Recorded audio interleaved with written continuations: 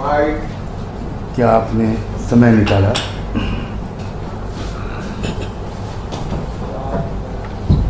आप सब अच्छी तरह जानते हैं कि हमारा मुल्क बहुत ही कठिन परिस्थितियों से गुजर रहा है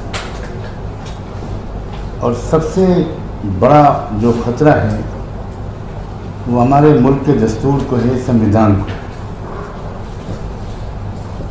देश जब आज़ाद हुआ था तो उस वक्त बहुत सोच विचार के बाद और बहुत डिबेट्स के बाद ये कॉन्स्टिट्यूशन बना था, जो one of the best constitutions of the world जिसको कहा जा सकता है।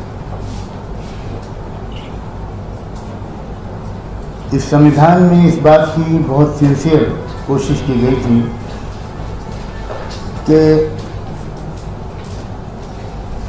यूनिटी इन डाइवर्सिटी जो इस मुल्क की असली खसूसियत है वो न सिर्फ ये कि बरकरार रहे बल्कि परवान चढ़े और हर सोशल, रिलीजियस, लिंग्विस्टिक यूनिट को पूरी आज़ादी के साथ तमाम राइट्स मिलते हुए वो यूनिट तरक्की करे और देश एक बहुत पुरअमन समाज को बनाकर दुनिया के सामने एक नमूने के तौर पर पेश कर सके। ये बात बहुत ही ज़्यादा सीरियस कंसर्न के लायक है कि हमारी मौजूदा सरकार जब से आई है, ख़ास तौर पर 2019 के बाद, ये एक के बाद एक ऐसे कानून बना रही है अपनी पार्लिमानी मेजॉरिटी के गुरूर और अहंकार के सहारे, जो कानून देश के संविधान के खिलाफ है और जिससे कॉर्पोरेट फैशिज्म, मैं चाहता हूं कि ये वर्ड बहुत गौर से सुना जाए और नोट किया जाए, एक कॉर्पोरेट फैशिज्म का राज हो इस देश पर, जिसकी सबसे ज़्यादा भयानक और लेटेस्ट मिसाल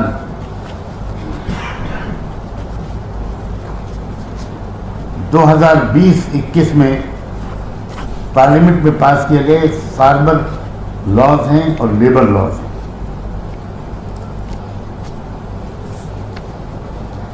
हम यहाँ किसान आंदोलन के तमाम लीडरों को और संयुक्त किसान मोर्चे के तमाम रहनुमाओं को सैल्यूट करते हैं जिन्होंने सख्त कठिनाइयों को, तकलीफ़ों को बर्दाश्त करके और बड़ी कुर्बानी देकर एक बहुत बड़ा अचीवमेंट हासिल किया है। और वो ये है कि इस आंदोलन के नतीजे में देश का जो असली एजेंडा है वो सरफेस पर उभर कर आ गया है। ये बात बहुत ही इम्पोर्टेंट है और कोई इसको डिनाई नहीं कर सकता कि हमारे देश का असल एजेंडा और रियल इश्यूज ये मंदिर मस्जिद नहीं है, ये हिंदू मुस्लिम नहीं है। हमारे देश का असल मसला है गरीबी का, बेरोजगारी का, नॉन एम्प्लॉयमेंट का।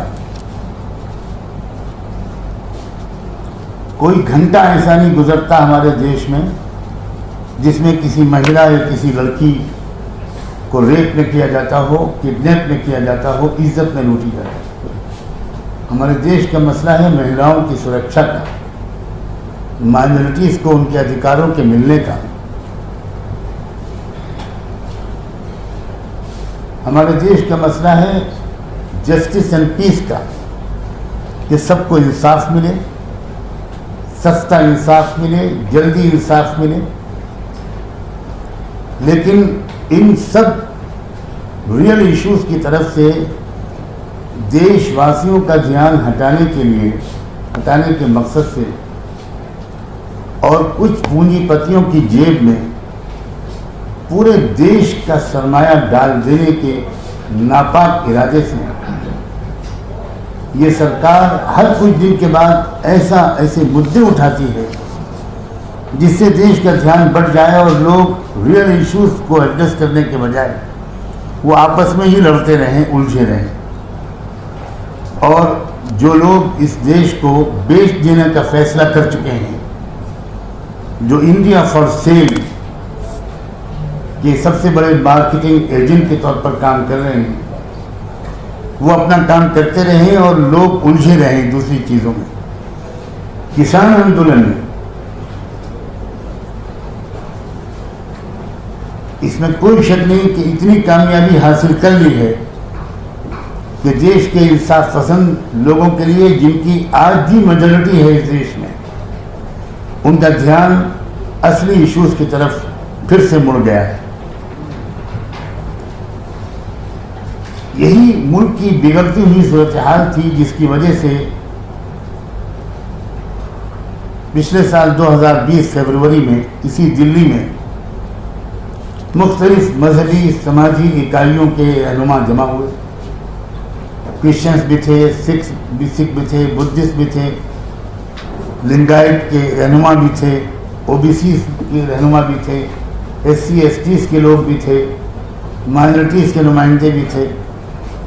और उन्होंने एक लंबे विचार विमर्श के बाद संविधान सुरक्षा आंदोलन के नाम से एक आंदोलन का आगाज किया, एक तहरीक शुरू की। अनफॉर्चुनेटली लॉकडाउन की वजह से उस पूरे महीनों में जितनी एक्टिविटीज़ इस आंदोलन की आगे बढ़ जानी चाहिए थी, उसमें बहुत कमी हुई।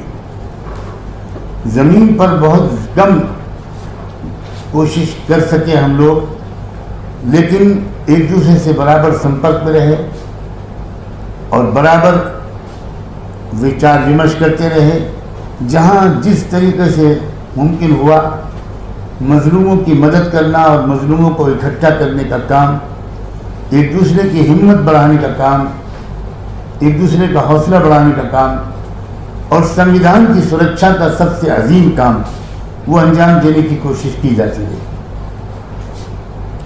अब जबकि थोड़ा सा रास्ते खुले तो फिर ट्रैवलिंग शुरू हुई, इधर उधर जाना शुरू हुआ। संविधान सुरक्षा आंदोलन का एक डेलीगेशन आज सुबह ही पंजाब की दौरे से वापस आया है और मुझे आपको ये बताते हुए खुशी महसूस हो रही है कि ये डेलीगेशन श्रोमणी अकाली दल के जो सबसे बड़े ग्रंथी हैं ज्ञानी हरप्रीत सिंह दरबार साहब के जो जत्थेदार हैं हरमिंदर सिंह के, उनसे भी हमारी बहुत लंबी मुलाकात रही। उन्होंने अपने घर पर हमको बुलाया और सुबह से शाम तक हमारी उनके साथ मीटिंग रही। उसके बाद हम फिर फतेहगढ़ साहब के गुरुद्वारे के जो ग्रंथी हैं, जत्थेदार हैं, उनसे भी हमारी मुलाकात हुई। और इसके अलावा यूथ जो सिख ऑर्गेनाइजेशंस हैं उनके नुमाइंदों से भी बातचीत हुई और ये पैगाम लेकर हम आए हैं कि पूरा पंजाब का समाज, पूरा सिख समाज संविधान सुरक्षा आंदोलन के साथ है। आज उनके एक रिप्रेजेंटेटिव वो यहाँ पर होना था, लेकिन आज सुबह ही किसी खास कारण उनकी तरफ से ये इत्तला आई कि शायद वो टाइम पर न पहुँच सके। उन्होंने हमको इस बात की इजाज़त दी कि हम उनकी तरफ से भी ये पैगाम आप सब के ज़रिए से पूरे मुल्क और कौम को पहुँचा सकें। जितने कानून अगर आप गौर करें तो जितने कानून पिछले दिनों में बने हैं, वो चाहे CAA, NRC, NPR हो, और अब तो सेंसस के ज़रिए से NPR की कार्रवाई करने की एक इंतहाई बेईमानी की चाल चले जाने की खबरें भी आने लगी हैं। और चाहे वो एंटी फार्मर लॉज हों अगर आप उन फार्मर कानून को ठीक से पढ़ेंगे तो सच्ची बात यह है कि हैरत होती है कि कौन लोग हैं जिन्होंने ये ड्राफ्ट किया और वो कौन लोग हैं जिन्होंने इसको पास होने दिया। शायद ये समझा जा रहा था कि किसान लोग इलिटरेट हैं, वे पढ़े लिखे हैं, वो समझ भी नहीं पाएंगे। क्या ये लोग ये बात नहीं जानते कि इन किसानों के हजारों बच्चे इस यूनाइटेड स्टेट्स ऑफ अमेरिका में, कनाडा में, ऑस्ट्रेलिया में, न्यूजीलैंड में, यूके में, यूरोप के मुख्तलिफ मुल्कों में हायर एजुकेशन पा रहे हैं और उनमें से सैकड़ों और हज़ारों वो हैं जो हायर एजुकेशन पाने के बाद वहाँ सेटल होने का फैसला नहीं करते। मैं उनमें से कई सौ नौजवानों को जानता हूँ, वो ये संकल्प लेकर जाते हैं कि हम वापस आएंगे और अपने देश में ही रहेंगे, यहीं की सेवा करेंगे और एग्रीकल्चर ही में लगे हैं उनमें से हज़ारों लोग। चुनांचे उनको तो शायद 1 घंटा भी नहीं लगा इस कानून के पास होने के बाद इस कानून की ख़तरनाकी को समझने में। और चुनांचे वो आंदोलन जो आज तक आज़ादी के आंदोलन के बाद से सबसे बड़ा आंदोलन है, जो अब किसान आंदोलन से आगे बढ़कर जन आंदोलन की शक्ल इख्तियार कर रहा है। पूरे देश में हर तरफ से किसान भी उसको सपोर्ट कर रहे हैं और हम भारत के रहने वाले तो सब किसान ही हैं। मैं आपके सामने बैठा हूँ, एक एकेडमिक फैमिली से बिलोंग करता हूँ, कई नस्लें हमारे ख़ानदान की बड़े स्कॉलर्स हैं, लेकिन किसी ने कभी खेती नहीं छोड़ी। आज भी हमारे कजिन्स खेती करते हैं, आज भी हमारे चचा, हमारे अंकल, कितने लोग हैं जो किसान हैं और हमें फ़ख्र है इस बात का कि हम किसान हैं। और इस तरह हमने से हर एक डायरेक्टली या इनडायरेक्टली वो एग्रीकल्चर से जुड़ा हुआ है और इसीलिए देश का ज़मीर, उसका कॉन्शियस इस आंदोलन की अपील को कबूल कर रहा है। तो ये फिर आप एक सिंपल सी बात सुनिए, कहा जाता है कि एमएसपी था, है और रहेगा, लेकिन जब कहा जाता है कि जब था, है और रहेगा तो फिर आप कानून क्यों नहीं बनाते? तो कहा जाता है कि आप हमारी बात पर विश्वास कीजिए। अब इन जुमलों पर कब तक ये देश विश्वास कर पाए? अब तो दुनिया भर में हमारे देश की बदनामी होने लगी। फॉरेन एजेंसीज ये कह रही हैं कि इंडिया में डेमोक्रेसी नहीं है, इलेक्टोरल ऑटोक्रेसी है। फॉरेन एजेंसीज, ह्यूमन राइट्स की ऑर्गेनाइजेशंस कह रही हैं कि यहाँ पर पार्टली डेमोक्रेसी है। क्या इसी के लिए, इसी दिन के लिए हम लोगों ने इस देश को, हमारे पूर्वजों ने इस देश को आज़ाद कराया था? मेरे ख़ानदान के कई लोगों ने आज़ादी की तहरीक में ज़बरदस्त कुर्बानियाँ दी, 10-10 साल जेलों में रहे।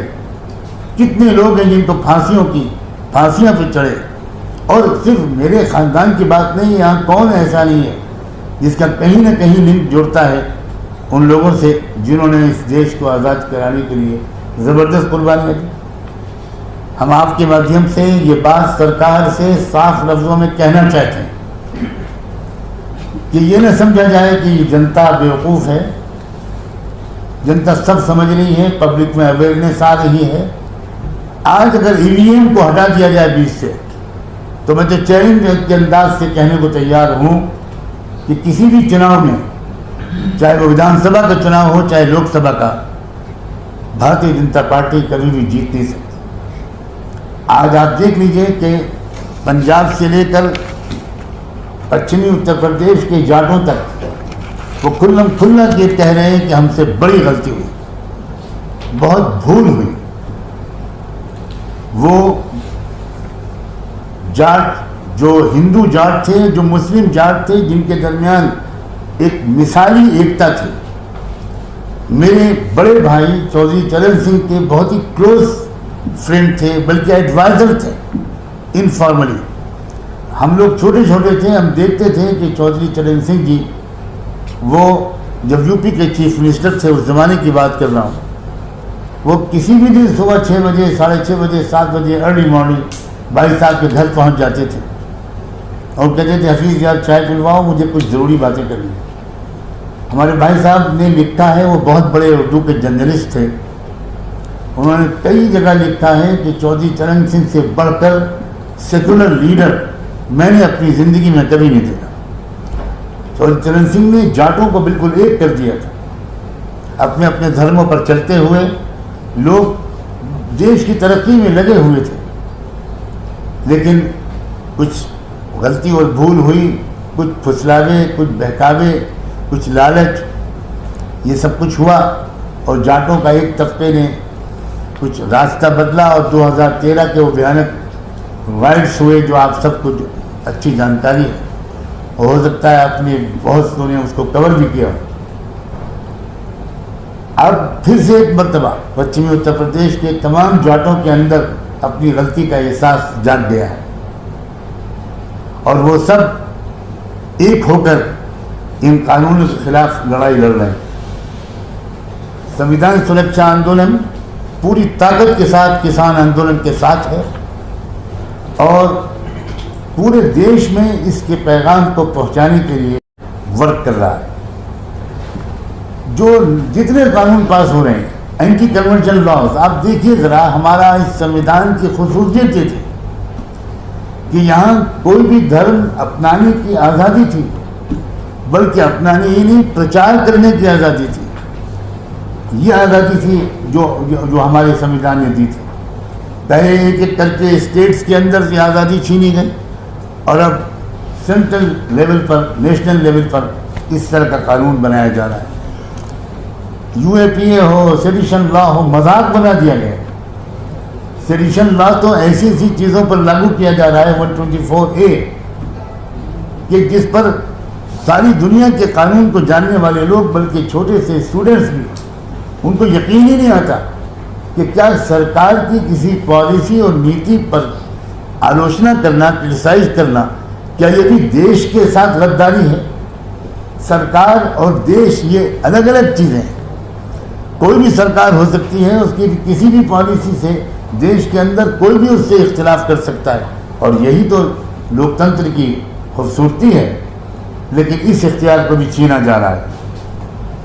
अभी रास्ते में हमारे ऑनरेबल जस्टिस पाटिल साहब कह रहे थे कि इन मनुवादियों की नीति ये है, इनका प्रोग्राम और पॉलिसी ये है कि हम तुमको न जीने देंगे न मरने देंगे, मरने भी नहीं देंगे। तुम जिंदा रहो क्योंकि हमारे गुलाम की हैसियत से तुम्हारी हमको ज़रूरत है, लेकिन तुमको इज्जत नहीं मिलेगी, हक नहीं मिलेगा, बराबरी नहीं मिलेगी, सम्मान नहीं मिलेगा। ये वो चीज़ है जिसके लिए हम देश में एक अवेयरनेस पैदा करना चाहते हैं, इसलिए कि हम इस मुल्क के वफादार हैं। इस मुल्क की मिट्टी में हमने जन्म लिया है और इसी मुल्क की मिट्टी में हम दफनाए जाएंगे और हम किसी भी कीमत पर इस मुल्क को नीचे की तरफ जाते हुए नहीं देखना चाहते। हम सब की दिली ख्वाहिश ये है कि ये मुल्क दिन दूनी रात चौगनी तरक्की करे और पूरी दुनिया इंसानियत के लिए एक नमूना बने और सिर्फ साइंस से, टेक्नोलॉजी या सिर्फ एक वेल्थ की हैसियत से नहीं, बल्कि मॉरल और स्पिरिचुअल वैल्यूज़ के लिहाज से।